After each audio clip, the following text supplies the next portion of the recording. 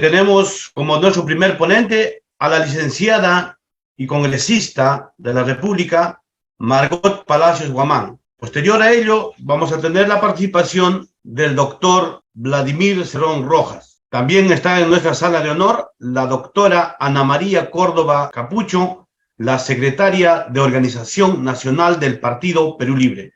Muy buenas noches a cada uno de ustedes, distinguidos participantes. Entonces, vamos a invitar a la doctora Ana María Córdoba para que pueda dar las palabras de inauguración y de bienvenida a este magno evento. Adelante, doctora Ana María Córdoba. Muy buenas noches, compatriotas, nuevamente reencontrándonos en este espacio. A todos y a todas, muy buenas noches. Es una alegría que cada vez se vayan uniendo más y más. La bienvenida en forma especial en este momento a la compatriota Margot Palacios, quien estará a cargo de una de las disertaciones. Son temas muy importantes que vamos seleccionando de acuerdo a las expectativas, a las conversaciones, a las sugerencias que también tenemos y recibimos de todos ustedes. En ese sentido, yo voy a dar por inaugurado esta nueva Escuela de Formación Política, la invitación para que nos continúen acompañando como cada sábado. Nosotros seguiremos con estos eventos durante todo el año y, como se los dije anteriormente, estamos pues solícitos para que ustedes nos hagan llegar también sus sugerencias y algunas expectativas que puedan tener para los nuevos temas que se irán tratando. Sin más que decirles, declaramos inaugurado el evento y... Muchas gracias, doctora Ana María Córdoba. Muchas gracias. Hemos escuchado detenidamente su participación el día de hoy. Y efectivamente, tenemos ya en nuestra sala virtual a una profesional que ha demostrado en el Congreso y en todos los espacios políticos, sociales, y el día de hoy viene a esta conferencia a hablar puntos muy importantes sobre gobernanza, crisis política y propuestas de solución. Vamos a entonces dar la bienvenida a la doctora Margot Palacios, quien es una profesional de Huamanga, Ayacucho, pues ha estudiado en la Universidad San Cristóbal de Huamanga Ciencias de la Educación y también en la Universidad Inca Garcilaso de la Vega, que es licenciada en Relaciones Públicas. Posterior a ello tiene su posgrado en Gestión Pública en la Universidad San Cristóbal de Huamanga. Hoy en día tiene el cargo de congresista de la República por el Partido Nacional Perú Libre y actualmente es una profesional que viene desarrollándose en todos los espacios políticos, sociales y culturales. Bienvenida, licenciada Margot Palacios. Adelante. ¿Cómo están? Muy buenas noches a cada uno de ustedes. Muy buenas noches a nuestro compatriota Vladimir Cerrón, secretario general del Partido Político Perú Libre, a nuestros compatriotas dirigentes, a la doctora Ana María Córdoba y asimismo también a todos nuestros compatriotas que se vienen enlazándose a través de esta sala virtual. Muy buenas noches con cada uno de ustedes. Quiero, antes de iniciar mi intervención, felicitar a los organizadores de este evento y augurando que se continúen realizando este tipo de eventos porque nuestro pueblo necesita de nuestra presencia, de nuestras opiniones y también de nuestras voces para continuar en la lucha de recuperar nuestra patria, de esta dictadura que en estos momentos estamos viviendo y por supuesto también del saqueo de nuestros recursos naturales, que no es de ahora, son de décadas y décadas atrás. Respecto al tema de la gobernanza, que es también el motivo de esta importante reunión y asimismo también en este caso actividad, gobernanza, crisis política y propuestas de solución. En relación al tema de gobernanza, y quiero enfocarme a la crisis política que ha devenido en estos últimos años y que creo que tiene que también en este caso plantearse y que todo compatriota debe conocer. Hemos tenido 17 meses de asedio, ¿no?, sobre la propuesta que en su momento se llevó y nos logró llevar al gobierno como partido político Perú Libre. 17 meses en el cual efectivamente no se dejó trabajar a un presidente de la República que fue con nuestra propuesta, que fue con el ideario del partido político Perú Libre, pero que también en este caso no planteó realmente estos cambios estructurales que se llevaron durante la campaña. En la primera etapa, vamos a llamarlo así, hubo pues un asedio de tal manera que no solamente vino de la clase política, sino también de los medios de comunicación y otros. Y esto permitió, en este sentido, que en ese entonces presidente Pedro Castillo se alejara del partido político Perú Libre y dejara también, y se tiene que decir, el programa de gobierno del partido político Perú Libre, que terminó, como ya conocemos, con la renuncia de Pedro Castillo al partido político Perú Libre, y asimismo también con ello se caía toda posibilidad de rectificar, de enmendar y tal vez nuevamente encaminarnos en el camino en el cual se planteó cambios estructurales en educación, salud y agricultura. Posteriormente, en el gobierno ganaron peso personajes vinculados a mafias de segundo orden que habían tenido presencia ya en anteriores gobiernos como operadores de la corrupción, que son los que luego se han presentado irónicamente ahora en la actualidad como colaboradores eficaces, luego de la caída, obviamente también en este caso del gobierno de Castillo. Al lado de ellos, creo yo, hubieron operadores políticos que inteligentemente lograron estar y secuestrar y estar prácticamente asesorando al señor Pedro Castillo Terrones, porque finalmente también hay que reconocer y recordar que él es que finalmente también tomaba las decisiones. Si bien es cierto, hubiera y tuvo asesores en su entorno, pero él es quien daba la última decisión. Cuando ya habían fracasado, recordemos este asedio de parte del legislativo, en donde también confabulado con su brazo político del Ministerio Público, se presentaron más de 7 carpetas fiscales y una denuncia constitucional. Obviamente esto también agudizó de sobremanera la crisis política en la cual estábamos. Asimismo también, en este caso, fue el presidente que tuvo históricamente el mayor número de vacancias presentadas por legislativo. Y es que en ese se dio ese suceso del 7 de diciembre, en donde pues el presidente en ese momento dio un mensaje a la nación indicando que estaba dando un golpe de Estado, que iba a gobernar bajo decretos y haciéndonos recordar también a muchos de nosotros los peruanos la dictadura de los años 92 y 93. Sin embargo, se dio desde el Parlamento una vacancia que para muchos constitucionalistas señalan que no tiene un fundamento legal y porque a él se lo vacó por una incapacidad moral, como dice la resolución de la vacancia, sino por la causal del anuncio de la disolución que obviamente no se materializó, no se concretó, si bien es cierto, lo anunció a través de los medios de comunicación, pero no se tomaron a las instituciones como en la época de la dictadura de Alberto Fujimori, donde se tomó al Congreso con tanques, con militares y otras instituciones que también se tomó y que más adelante los vladivideos mostrarían que estaban pues supeditados a las órdenes de este dictador Alberto Fujimori. Pero también en este caso algunos constitucionalistas señalan que esta vacancia no logró tener o alcanzó los 104 votos necesarios para que se admita como una vacancia. Y esto se plantea dentro del reglamento del Congreso de la República. Sin plazos constitucionales regulares, alcanzó solamente 101 votos, que es el principal argumento hoy en día de Pedro Castillo Terrones ante la justicia nacional e internacional, pidiendo su liberación y también su restitución.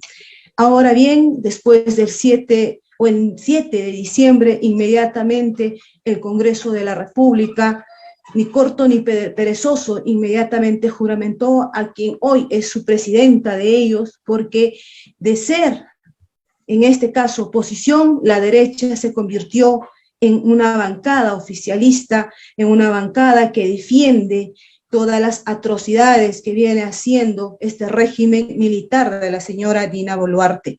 Ha sido, en este caso, un gobierno que se viene sosteniéndose bajo la muerte de 60 peruanas, que según en este caso las necropsias de ley han sido masacrados con armas AKM o las Galit, que son utilizadas tanto por los militares y como también en este caso los policías.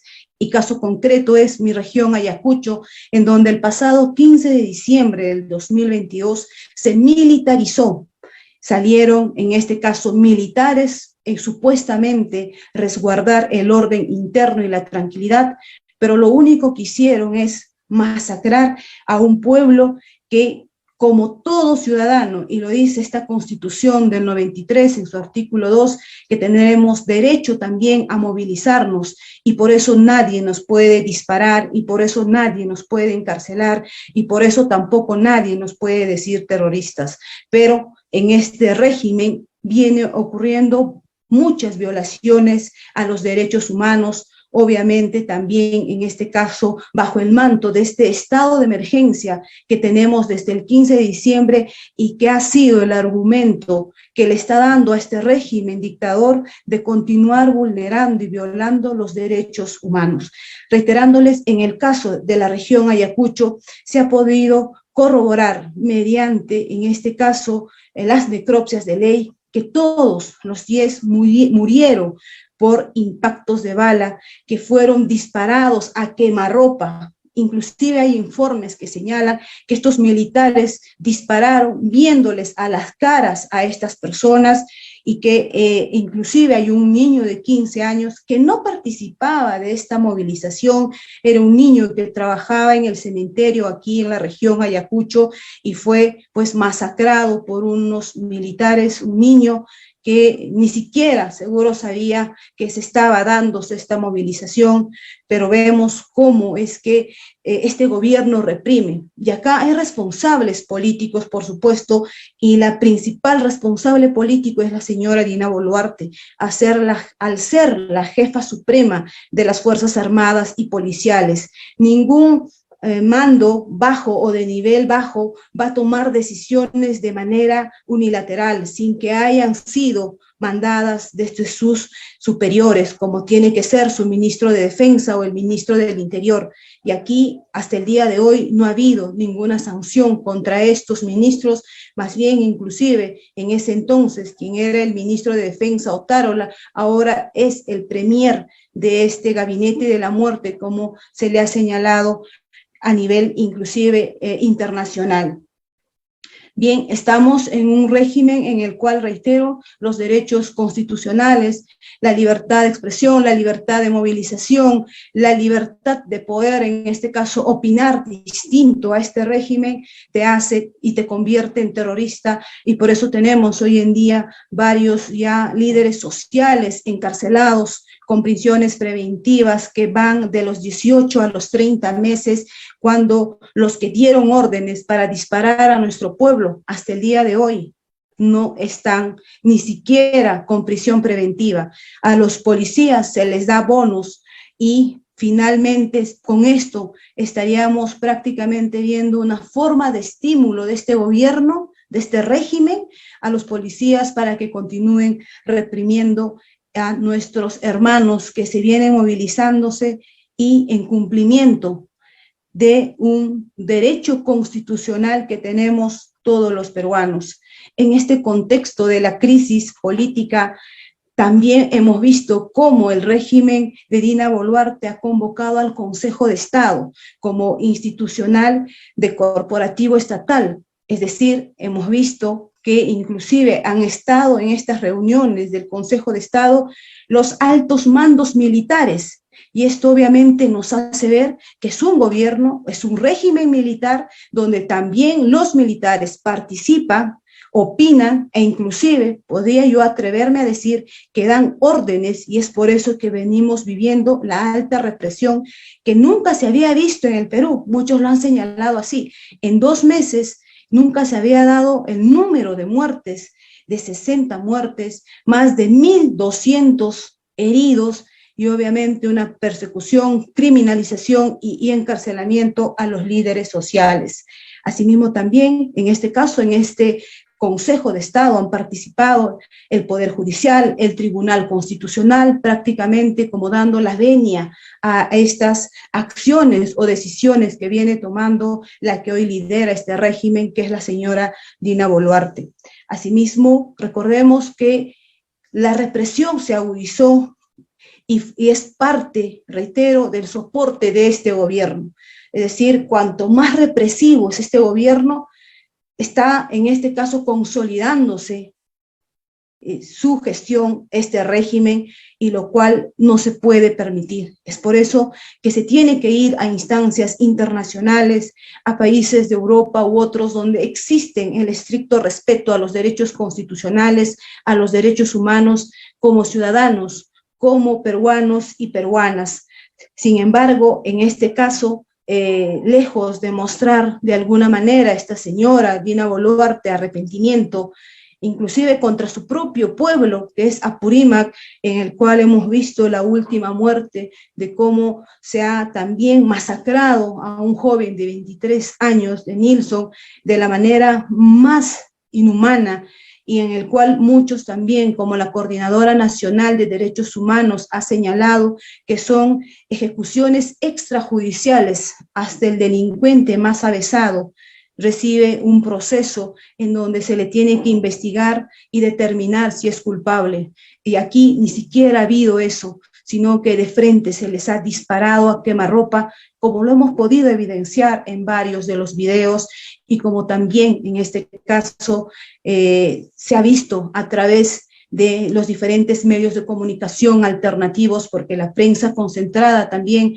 hoy está jugando su rol importante en, pues, no brindar la información como debe ser, porque entendemos, ¿no? Hay seguramente presupuesto que está saliendo desde el Ejecutivo para darles publicidad, como ya ha salido hace unos días, también un decreto en el cual se va a dar, pues, unas importantes sumas millonarias para publicidad también, no solamente en este caso a nivel internacional, como lo ha anunciado el propio ministro de Economía y Finanzas, sino que también a nivel interno del Perú se va a desembolsar cuantiosas cantidades de dinero para otorgarlos a los diversos medios de comunicación a nivel nacional. Seguramente con el único ánimo de, pues, repetir o seguir el ejemplo de la época de los 90, ¿no? Recordemos, los Vladivideos nos mostraba a un Vladimiro Montesinos convocando a los dueños de los medios de comunicación y entregándoles fajos de dinero obviamente del pueblo peruano, en el cual estos vendían y ofertaban su línea editorial por unos cuantos dólares, y que obviamente estaríamos nuevamente viviendo en esta misma situación. En el exterior se señala que hay muchos patrones que se están repitiéndose de gobiernos dictadores en este momento en el Perú: la represión, la militarización, el encarcelamiento, el perseguir a los líderes sociales, el querer acallar al pueblo peruano, y más aún en estos últimos días, el 17 de febrero, el Ejecutivo, obviamente representado por esta señora Dina Boluarte, ha enviado un proyecto de ley, una iniciativa legislativa al Congreso de la República, donde se endurecen más las sanciones, inclusive con penas de cadena perpetua a quienes vayan a ejercer algún tipo de violencia o acciones de movilización en situaciones que estén decretados como estado de emergencia. Obviamente, esto es una forma más de amedrentar, de meterle miedo al pueblo peruano para que no salga, porque, reitero, en este caso, esta iniciativa legislativa que ya está en el Congreso de la República endurece más las penas en situaciones de estado de emergencia, y recordemos que desde el 15 de diciembre del año pasado el Perú se encuentra en estado de emergencia, y que permite obviamente todo tipo de violaciones a los derechos humanos constitucionales y jurídicos que tenemos como peruanos y peruanas. Asimismo, también en este caso hay que recordar que esta crisis política también se ha de alguna manera visibilizado más, porque el Perú profundo, ese Perú donde se encuentran los recursos naturales como el gas de Camisea, como también las mineras, donde se encuentra, por ejemplo, en Apurímac, Las Bambas, el tajo más importante de cobre, pueblos donde en sus territorios se encuentran estos recursos tan importantes, minerales, petróleos, entre otros, pero que a la misma vez se ven condenados a la pobreza, se ven condenados a la exclusión, se ven condenados a vivir en extrema pobreza, a vivir con anemia, a vivir en el analfabetismo, pero de ahí es donde sacan los recursos naturales, pero esto ni siquiera les permite tener una vida digna a nuestros hermanos. Es ellos que también,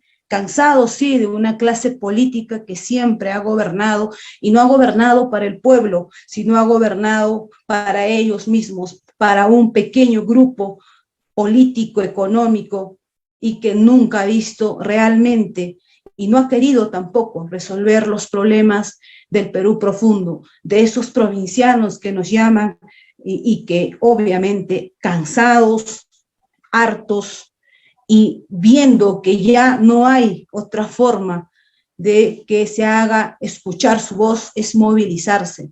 Pero tampoco no es como se pretende señalar que sean pues de manera violenta, de manera en el cual se quiera dañar propiedad pública o privada. Creo que hemos señalado la Constitución actual, la señala vigente y la que tenemos que en este caso respetar hasta que no se escriba una nueva Constitución, señala claramente en su artículo 2 que es un derecho constitucional que yo como peruano y peruana pueda movilizarme y pueda protestar y pueda también hacer sentir mi malestar, mi molestia, porque mi gobierno, porque mis gobernantes no vienen en este caso trabajando para que pueda yo como ciudadano lograr una calidad de vida. Asimismo también en este caso hemos visto que desde también el legislativo se han iniciado algunas acciones. Y yo quiero también señalar algo importante. La bancada de Perú Libre tiene 15 congresistas. Para hacer cualquier reforma constitucional se necesita 87 votos. Es incoherente y descabellado responsabilizar a nuestra bancada de que no hay un adelanto de elecciones o de que no hay alguna reforma constitucional o electoral que no vaya en perjuicio de las grandes mayorías. Hoy en el Perú y el Parlamento, la mayoría lo tiene la derecha y hasta los fascistas, y que desde sus, en este caso, curules y con sus votos, si es que tuvieran la voluntad de querer solucionar esta crisis política, lo hicieran, pero no pretender responsabilizar a una bancada de izquierda que tiene 15 votos, que reitero, para lograr un adelanto de elecciones necesitamos 87 votos, obviamente. Si es que un adelanto de elecciones que no le conviene a esta derecha, nunca va a ser aprobado. Por eso también nosotros como bancada, y había un dictamen en minoría donde planteaba dos temas, un adelanto de elecciones en los tiempos más cortos para este año 2023, y asimismo también se planteaba un referéndum donde se le consulte al pueblo peruano si quiere o no una Asamblea Nacional Constituyente.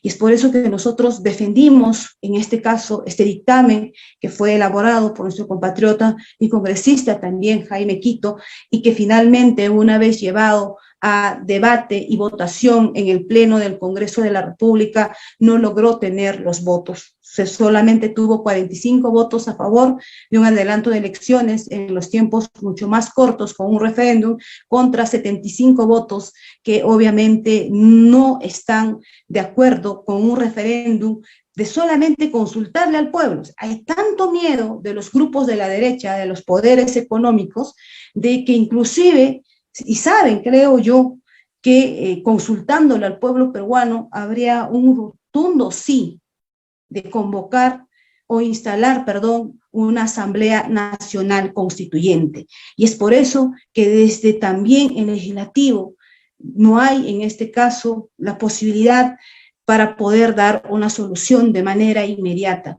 Y creo que es pues falaz que algunas bancadas de la derecha pretendan hoy decir que nosotros sí queremos adelanto de elecciones, cuando recordemos el año 2017, una congresista fujimorista y que después fue retirada de esa bancada, mostraba y evidenciaba y nos hacía escuchar audios donde decía pues su líder, esta señora Keiko Fujimori, que a mí no me interesa si 10.000 o 100.000 peruanos se perjudiquen, a mí no me interesa. Entonces, yo no creo que de la derecha y específicamente del fujimorismo, pues haya voluntad de poder solucionar, en este caso, la crisis política en el cual estamos viviendo y tampoco haya la voluntad de querer hacer un adelanto de elecciones, porque ya hemos visto que hay pues situaciones y temas que en este año también se van a tocar. Y se ha hablado mucho en relación al tema de los contratos ley. Nosotros, y particularmente desde mi despacho, he tenido acceso a una documentación que se ha solicitado, en este caso a Proinversión.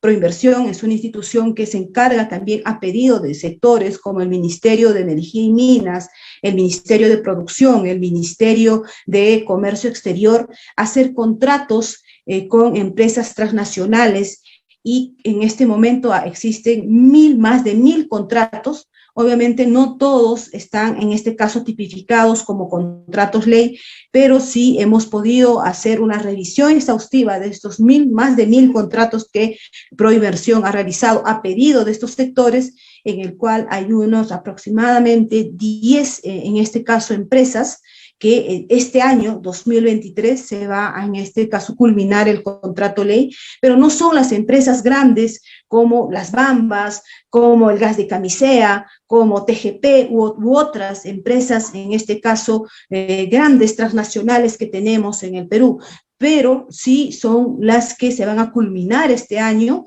y que obviamente al culminarse se tiene que hacer pues un nuevo contrato, porque no va a ser igual un contrato que se firmó hace 10 o 15 años atrás, y que tiene que obviamente ser con beneficios que sea para el pueblo peruano, no para, en este caso, las empresas transnacionales. Bien, nosotros presumimos que tal vez esta sea pues la forma de represión como viene actuando este gobierno actual, ¿no?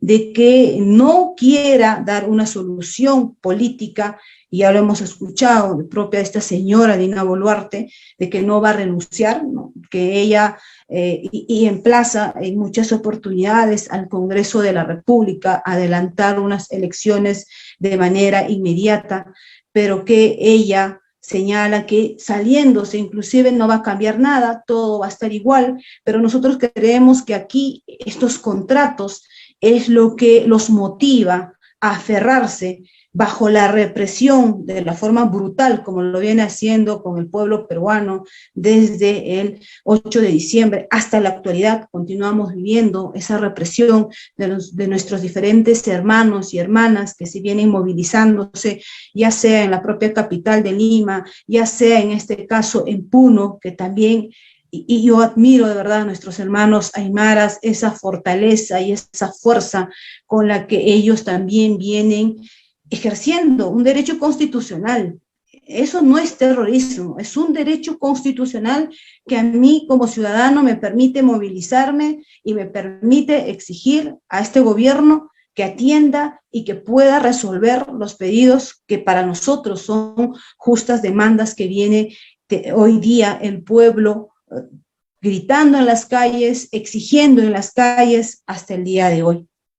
Bien, para poder continuar, el otro tema que también queríamos en este caso, y lo que se pretende decir pues desde el Ejecutivo, que hay soluciones para poder en este caso terminar o ya no continuar con esta forma violenta y represiva con el cual viene actuando con el pueblo peruano, es que en este caso se pueda de alguna manera también realizar lo que el pueblo hoy día está demandando, un referéndum. Como le decía, obviamente en el Congreso de la República ya han señalado, casi la mayoría, que para ellos consultarle al pueblo peruano a través de un referéndum es inconstitucional, es antidemocrático, pero ellos vienen haciendo reformas constitucionales y durante este periodo de más de 18 meses han hecho 50 reformas constitucionales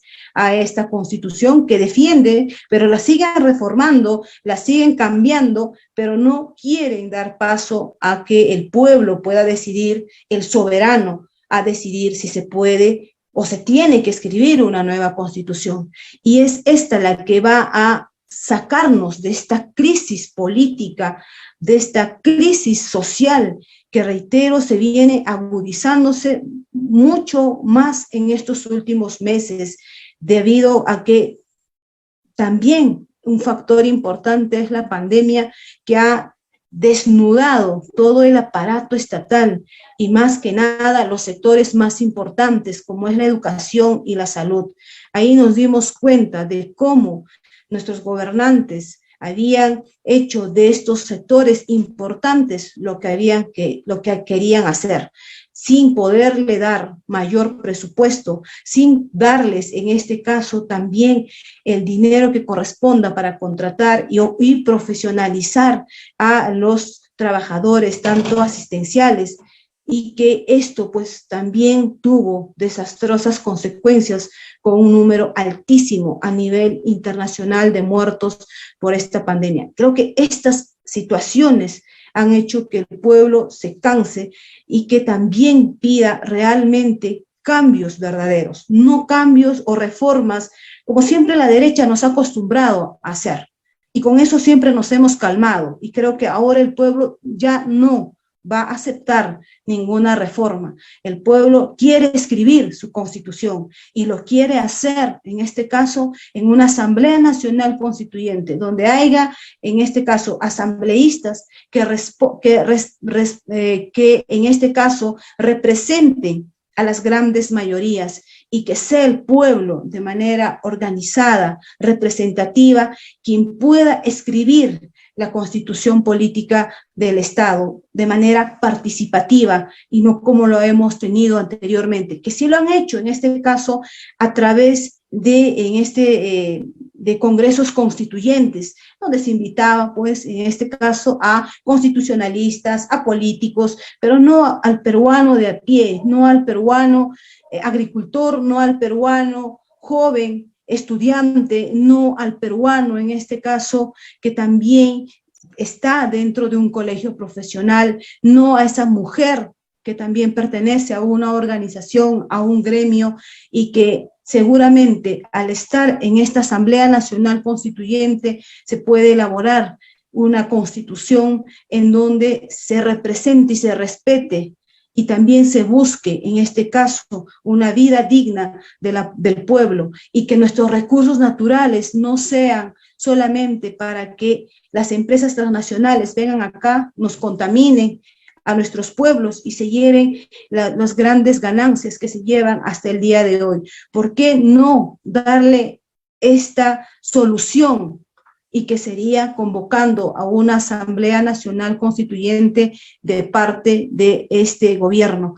Pero reiteramos, hay grandes intereses de por medio que obviamente no permiten y tampoco van a permitir que este pedido que hoy se viene en este caso demandando con mayor firmeza, con mayor coherencia y con mayor significación de parte de nuestros pueblos, de parte de nuestros hermanos, de las comunidades campesinas, que reitero, siempre han sido las más afectadas, siempre han sido las más olvidadas, pese a que en sus territorios se encuentran recursos tan importantes como el gas, recursos como los minerales, recursos en este caso como el litio, pero vienen siendo los más postergados.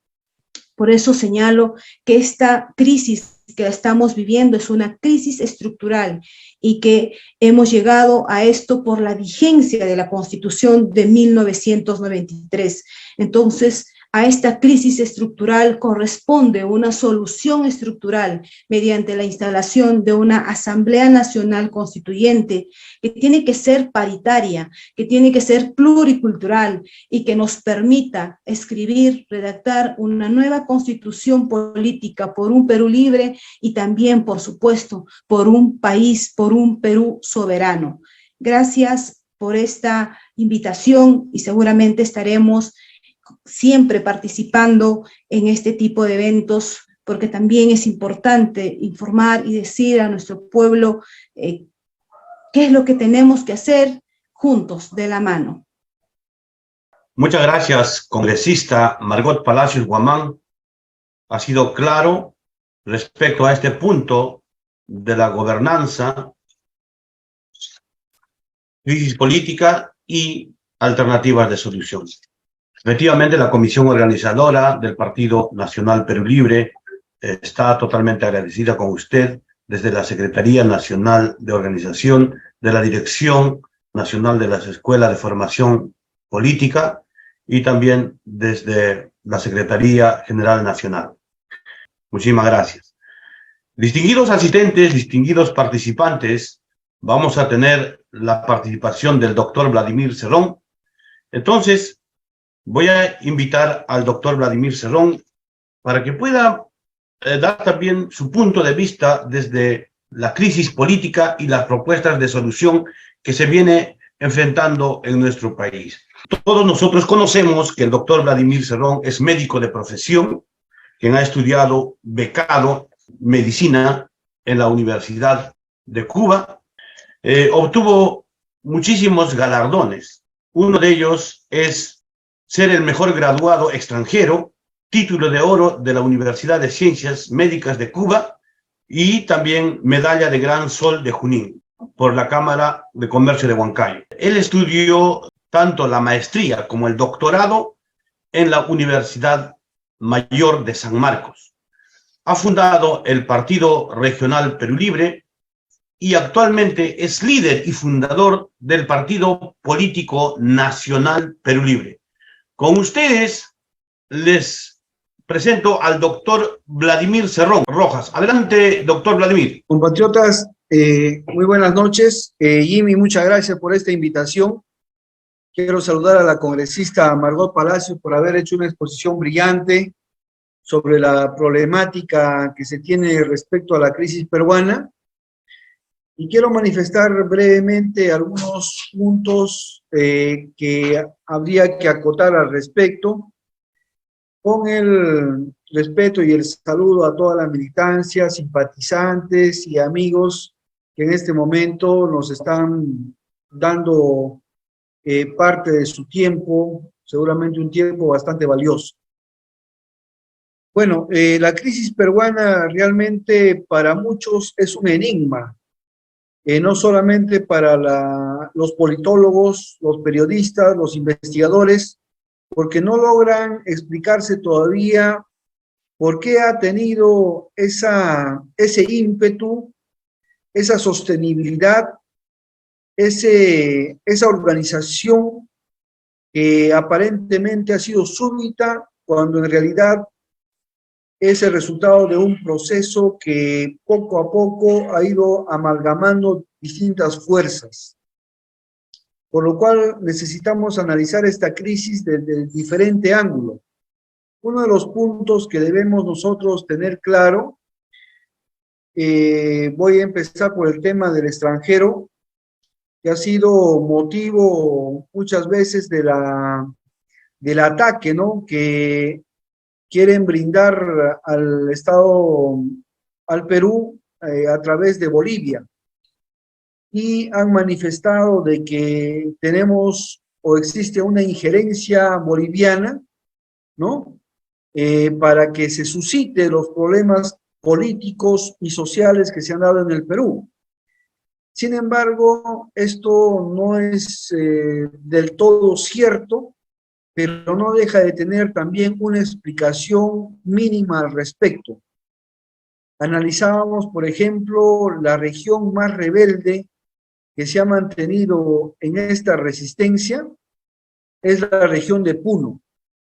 Puno tiene mucha influencia boliviana, cierto, porque las fronteras las han fijado quienes tenían intereses de carácter territorial, no intereses de carácter cultural, de carácter idiosincrásico o de cualquier otra circunstancia. Entonces, al no haber este tipo de fronteras, el pueblo aymara, tanto peruano como boliviano, sigue siendo uno. Es decir, que el límite territorial no tiene mayor importancia. Ahora, debemos considerar también de que muchos peruanos, sobre todo la juventud peruana, boliviana, puneña, estudia en Bolivia, estudia carreras universitarias y hemos podido investigar también que estudian carreras de educación secundaria.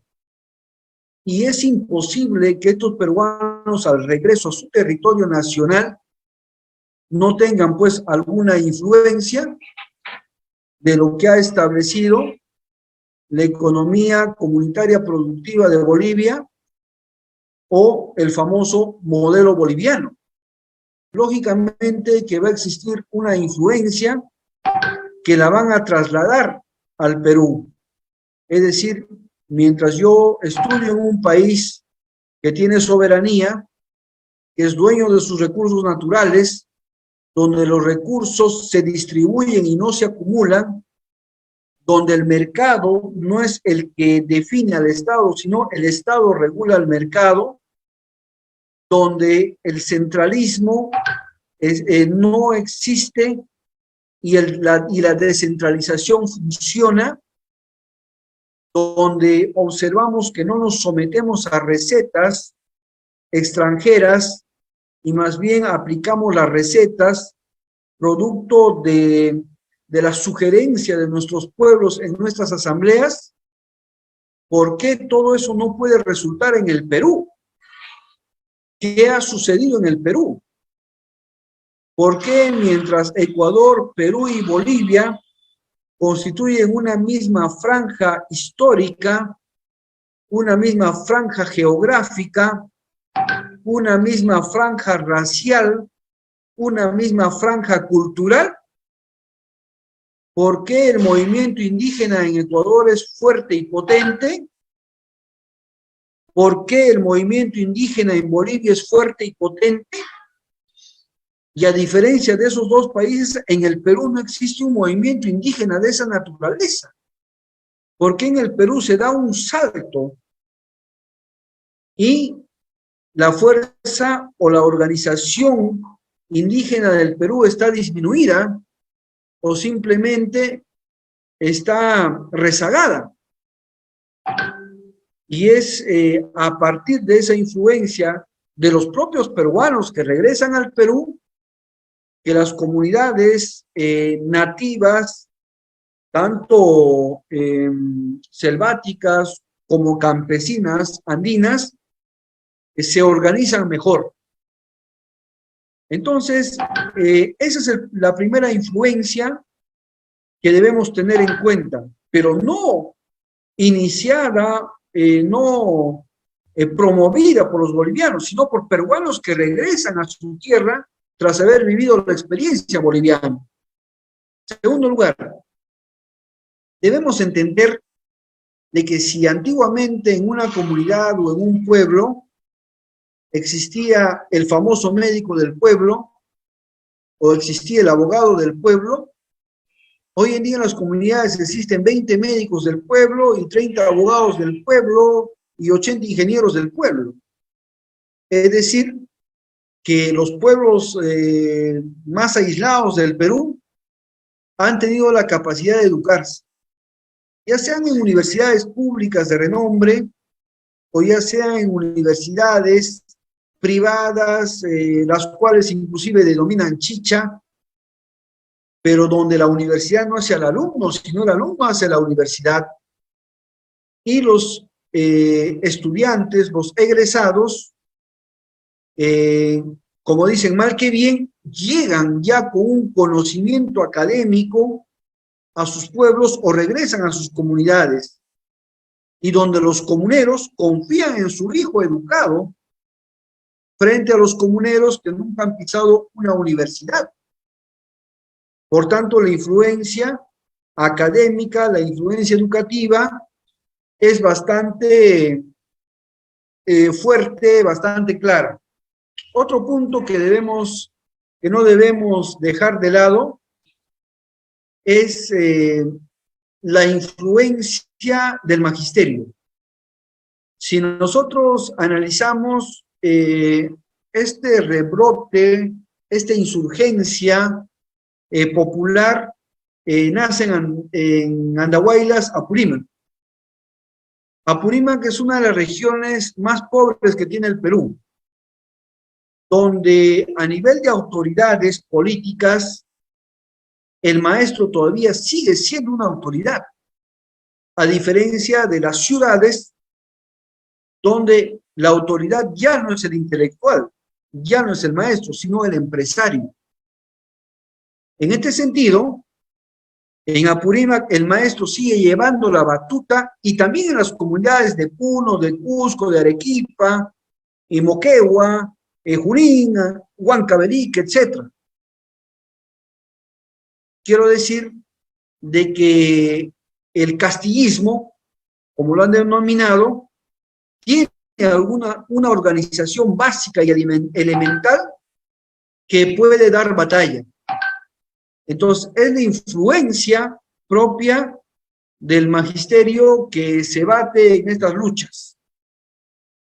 Otro punto que no debe pasar fuera del análisis es el avance de la tecnología en las comunicaciones, puesto que hoy en día cualquiera puede tener un celular lo puedes ver en la ciudad como también en el campo, y que no requiere mayor ciencia su manejo.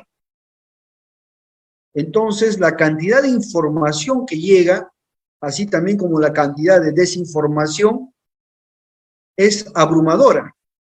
Pero con un mínimo de dirección política, uno sabe qué información es la adecuada para que en esos casos pueda llevarse adelante. Entonces, las comunicaciones es otro tema que han influenciado en toda esta batalla. Ahora, muchos comparan este desborde popular con la marcha de los 4 suyos, pero hay una diferencia abismal, porque mientras la convocatoria o la marcha de los 4 suyos tuvo una duración de 48, 72 horas, vamos a decirlo así, esta es una lucha que se ha ido sosteniendo desde diciembre, todo enero, y todavía no se puede decir que ha suspendido sus labores. Esta es una lucha que va a continuar, una lucha que está en este momento de tregua retomando fuerzas. ¿Y por qué otra diferencia tiene con 4 suyos? La otra diferencia es que no tiene un candidato político electoral, que lo tenía la marcha de los 4 suyos con Alejandro Toledo. Es decir, ahí había no solamente el reclamo político, sino electoral. Sobre todo el segundo, de poner un presidente, como también en alguna medida fue el reclamo para tumbar a Merino, donde los caviares tenían, ¿no?, su misión electoral de elegir al próximo presidente en el Congreso, que era Sagasti, porque después desapareció el movimiento, ya no tuvo dirección política. Entonces, ese es otro punto que no se ve en esta insurgencia popular. Otro punto que debemos analizar, que a diferencia de 4 suyos, esta insurgencia de los pueblos del sur no tiene ONGs que lo dirijan. A diferencia de que 4 suyos fue dirigido fundamentalmente por las ONGs de Soros, donde las ONGs peruanas son dependientes de ellos. Las ONGs fueron los que pagaron los pasajes, los buses, la alimentación, la movilización, y finalmente, después de tumbar a Fujimori, fueron los caviares que se beneficiaron. y capturaron instituciones del Estado hasta ahora, como la Defensa del Pueblo y otras más que no quiero mencionar para no herir susceptibilidades. Eso no existe en este movimiento popular. Este movimiento popular es totalmente genuino. Por eso es que dicen que no se puede identificar a un líder. Lógicamente no hay un líder visible, pero eso no quiere decir que no haya líder. Hay un liderazgo en la penumbra. Hay uno o más liderazgos que finalmente van a conducir al pueblo. Es más, ya lo están conduciendo, pero requieren el apoyo necesario para que sean contundentes en su misión. Eso es fundamental. Entonces, frente a este acecho, vamos a decirle así, de las masas populares, el gobierno reacciona, por eso a los del gobierno siempre le han dicho la reacción, ¿no? Porque a toda acción hay una reacción, y la acción es la acción popular, y la reacción es la reacción gubernamental. Entonces, esta reacción gubernamental no puede ser más que la expresión de los intereses monopólicos que manejan el país. Intereses monopólicos en las minerías que manejan 2 o 3 grandes mineras como Sauder Perú, Minera Hierro Shogun, Las Bambas, etcétera, ¿no? Pero no más. Este no es un libre mercado. Esto lo manejan 4 o 5 mineras todo el país, como ocurre en los bancos. Si no es BCP, es BBVA, si no es Scotiabank, es Interbank y nadie más. Entonces pensar que aquí hay un libre mercado es mentira. Son asociaciones de 4 empresarios que actúan como monopolio. Por tanto, el monopolio existe en el país.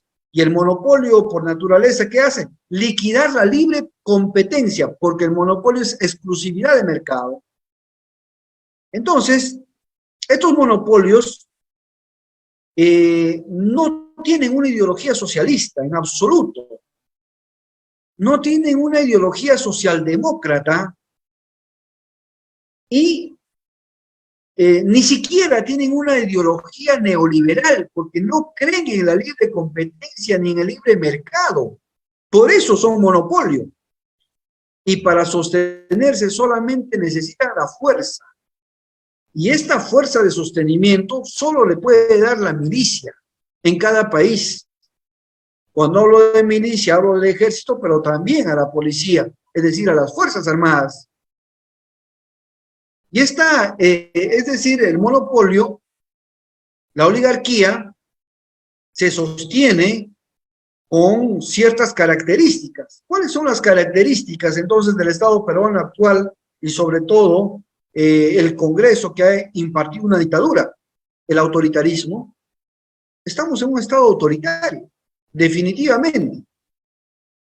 Estamos en un Estado que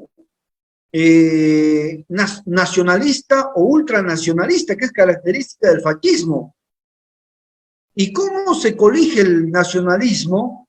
No el nacionalismo popular, que es el nacionalismo de los pueblos, sino hablo del nacionalismo burgués, cuyo fin no es rescatar nuestra cultura, nuestra identidad, como es el nacionalismo popular, sino es aislarnos de las demás naciones, que es el nacionalismo burgués, que está basada en la ideología del francés Chauvin, que es donde nace el chauvinismo.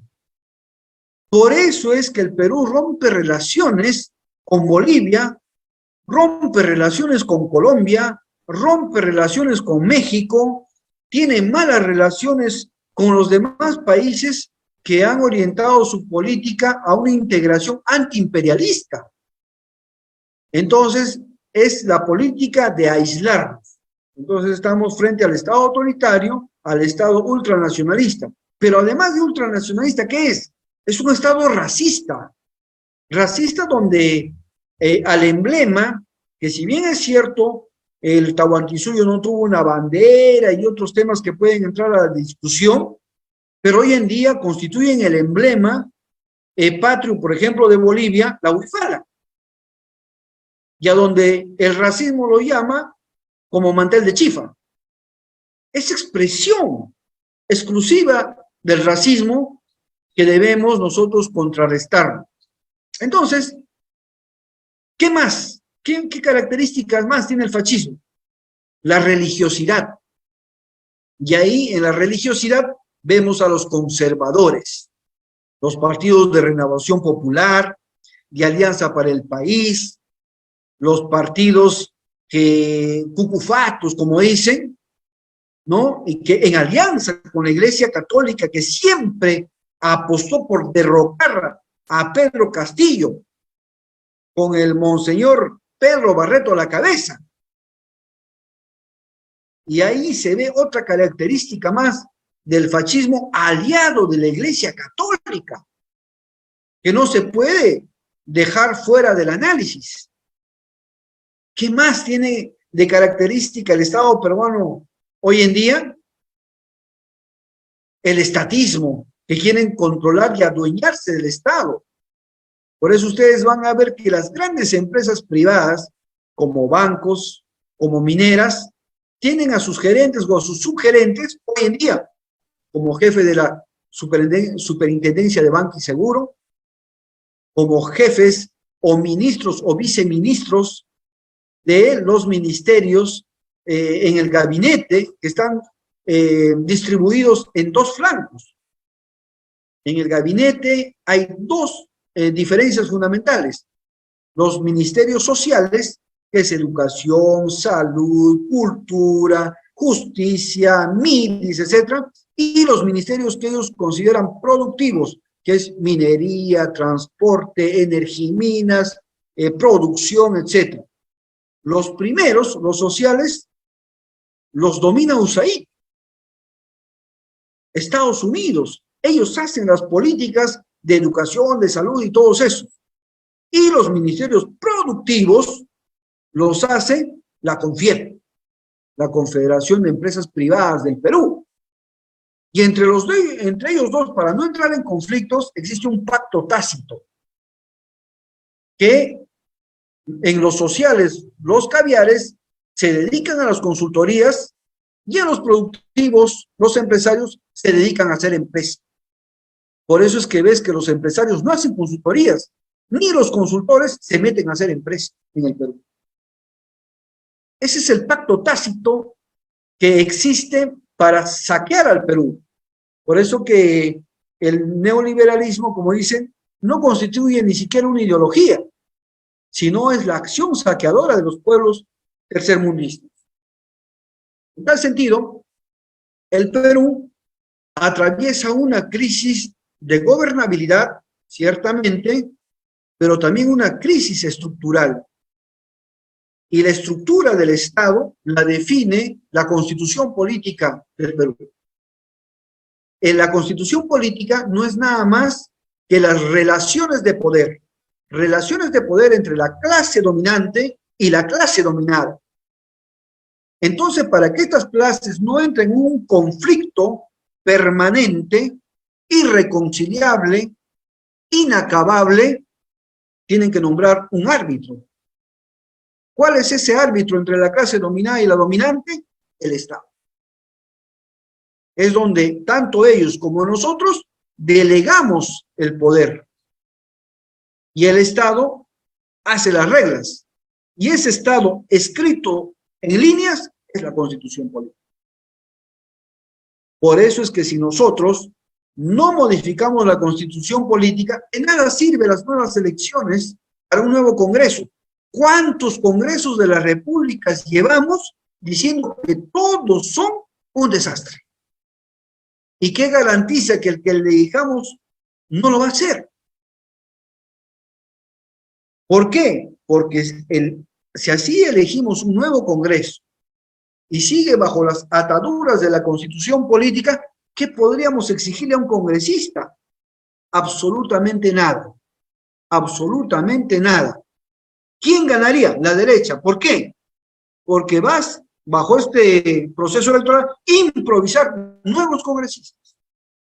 sin experiencia, sin manejo político y sin haberse cernido dentro de un partido el grano de la paja. Es decir, estás al acecho de nuevos tránsfugas, como tuvo Perú Libre, de nuevos traidores. Y el espacio de poder en política es la regla a defender. Muchos dicen, por ejemplo, ¿por qué Perú Libre votó? 4 congresistas de Perú Libre han votado a favor de la vacancia. Y eso lo hemos explicado varias veces. Porque en política, como lo dijo un gran pensador clásico, salvo el poder, todo es ilusión. Y eso es cierto. Y sigue siendo cierto y seguirá siendo cierto. Entonces, ¿cuál era el espacio de poder del partido? ¿Era el Ejecutivo? No, porque Pedro ya nos había traicionado a los 2 meses de haber empezado el gobierno. El gobierno era caviar, Pedro estaba rodeado de apristas, de fujimoristas, de accionpopulistas, de caviares, de nacionalistas, etcétera, menos de Perú Libre. Perú Libre ya perdió el poder total en el Ejecutivo. Y en el segundo poder de los 3, que era el judicial, Perú Libre pues no tiene injerencia ni influencia en absoluto, como tienen otros partidos, ¿ah? Los apristas y los fujimoristas tienen influencia en el poder judicial. Y eso lo sabemos. Entonces, nos queda un solo poder, que era el poder legislativo. Y en el poder legislativo, Perú Libre tenía su espacio real de poder, que eran sus 15 votos, sus 15 congresistas, que podían inclinar la balanza y podían ser el fiel de la misma en cualquier circunstancia. Ese poder había que defender. Porque estoy seguro que si hubiera resultado el golpe de Estado pretendido por Castillo, Perú Libre hubiera sido la primera víctima en desaparecer del mapa totalmente. Y el pueblo hubiera perdido una herramienta política transparente, porque Perú Libre siempre fue transparente con el pueblo. Perú Libre puede tener errores, puede tener defectos, puede tener inexperiencias, puede tener inclusive ignorancia de manejo en algunos casos, pero lo que no va a tener es deslealtad. Y eso es lo que lo diferencia de las demás agrupaciones de izquierda, donde venden alma, corazón y vida, recibiendo inclusive presupuesto del extranjero, ¿no? Me refiero a los partidos progresistas que reciben financiamiento de los Estados Unidos, que reciben financiamiento de las ONGs de empresarios peruanos, como puede ser la ONG de Roque Benavides, la ONG de la CONFIEP, que es para salir de la pobreza, algo de eso se llama, y en la tercera vertiente de recibir fondos a través de las consultorías que saquean al Estado. Entonces, estamos frente a ese progresismo que se disfraza con discurso de izquierda, y hay que ser bien claros nosotros al definir qué es la fuerza progresista y qué es la izquierda, que no son lo mismo. Pueden parecer en el discurso, pero en la práctica no lo son. Porque los progresistas, por ejemplo, niegan la lucha de clases. La izquierda apuesta todavía por analizar sus acciones y sus pensamientos a partir de la lucha de clases. No ha renunciado a los temas medulares del marxismo para poder establecer una óptica como tal. En segundo lugar, el progresismo, para terminar con este punto, dice que el problema no es de lucha de clases, el problema es de género, el problema es de paridad, el problema es de que no le respetan a los grupos minoritarios como el LGTBI y sus derechos, el problema es el feminismo, etcétera. No, resuelto el problema de lucha de clases, se resuelve todo eso.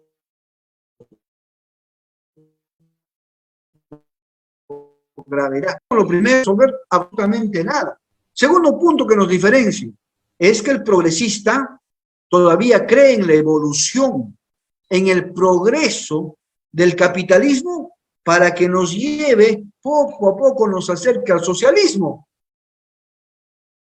Por eso se llaman progresistas. No creen en el cambio súbito.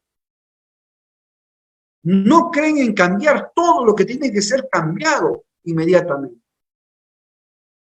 ¿Cuál es el tercer punto que nos diferencia? En que el progresismo todavía cree que el capitalismo o el neoliberalismo puede evolucionar a una cara más social, más humana, cosa que jamás va a existir. Sería desnaturalizarse. Cosa que la izquierda jamás cree. Y en este caso acoge una recomendación de Ernesto Guevara donde dice, con el imperialismo, ni un tantito. Ni un tantito. ¿Qué más nos diferencia del progresismo, de la izquierda? Que la izquierda es antiimperialista. La izquierda discursea contra el imperialismo norteamericano, aspecto que jamás escucharán a Verónica Mendoza o al cura Arán hablar contra el imperialismo yanqui. Jamás en la vida. ¿Por qué? Porque son sus proveedores económicos. Y como decía Mariátegui, no hay nada más poderoso en el mundo que la economía para cambiar la psicología del hombre. Y eso es. En tal sentido, esta crisis nos lleva a mucha reflexión de lo ganado. Y para terminar, una reflexión final, porque dicen que el máximo punto de cómo se muestra la democracia son las elecciones populares. Falso, señores. En Cuba no hay elecciones, como en Perú, pero hay democracia en la educación, en la salud, en la cultura, en el deporte, en la milicia, en las relaciones internacionales, etc. En el Perú hay elecciones, pero no hay democracia. Fíjense cuál es la burla por la cual también los pueblos se levantaron, que hicieron la última vez. Que el pueblo elija a su presidente, que vote a favor de ellos. Todos votaron a favor de Castillo pensando de que estaba asegurado los 5 años de gobierno. ¿Y qué hicieron? Al año y 4 meses le dieron golpe de Estado y se posicionaron los perdedores, que son los que nos gobiernan actualmente. Por eso, bien dicho, Federico Engels decía en su gran obra, ¿no? En su gran obra del origen de la familia, la propiedad privada y el Estado, que el sufragio universal no deja de ser y no deja de constituir también un método de opresión de las clases dominantes contra el pueblo. Pero el día que el pueblo sabe dominar, sabe controlar, sabe manejar ese sufragio universal, ese es el día que triunfa su candidato. Y no solamente triunfa, sino lo reelige perpetuamente. Como pasó con Chávez, como pasó con Correa, como pasó con Evo, que ahí sí ya no le gusta al imperialismo la reelección. Ahí sí ya no le gusta el sufragio universal. Y patea el tablero. Y es la historia de siempre. Y eso es lo que hemos podido apreciar y ver en el Perú estos últimos días. Muchísimas gracias. Un saludo. Muchas gracias, doctor Vladimir. Muchas gracias por su participación el día de hoy. Hemos llegado a la parte final, distinguidos participantes, asistentes, la comisión organizadora, por intermedio de la Secretaría Nacional de Organización, agradece infinitamente a cada uno de ustedes por esta participación el día de hoy. Continuaremos con estas actividades de manera presencial. Muchas gracias, doctor Vladimir Cerrón Rojas, por su participación. De igual manera, a la congresista Margot Palacios Guamán. Hemos llegado a la parte final. También vamos a invitar a la doctora Ana María Córdoba para que pueda dar las palabras de agradecimiento en mérito a este evento, Gobernanza, Crisis Política y Propuestas de Solución. Muchas gracias. Muy agradecido a nuestros dos expositores, tanto a la congresista Margot Palacios como al doctor Vladimir Cerrón. un análisis muy importante que hemos escuchado. Para la próxima, Jimmy, iremos implementando de repente el espacio para algunos comentarios posteriores, puesto que nuestros asistentes en la plataforma tienen algunas consultas en el momento. Estamos para recibir las sugerencias que nos permita ir en ese sentido. Agradecer nuevamente a nuestros expositores y también a cada uno de los asistentes, tanto de la plataforma Zoom como en las redes por los que se está transmitiendo, y volverlos pues a invitar para nuestra siguiente escuela el próximo sábado, donde estaremos tratando otros temas que se irán anunciando por los medios que tenemos de comunicación. Muchas gracias y damos por clausurado el evento, agradeciendo a cada uno de ustedes por su participación, su asistencia y deseándoles un buen fin de semana. Gracias, Jimmy.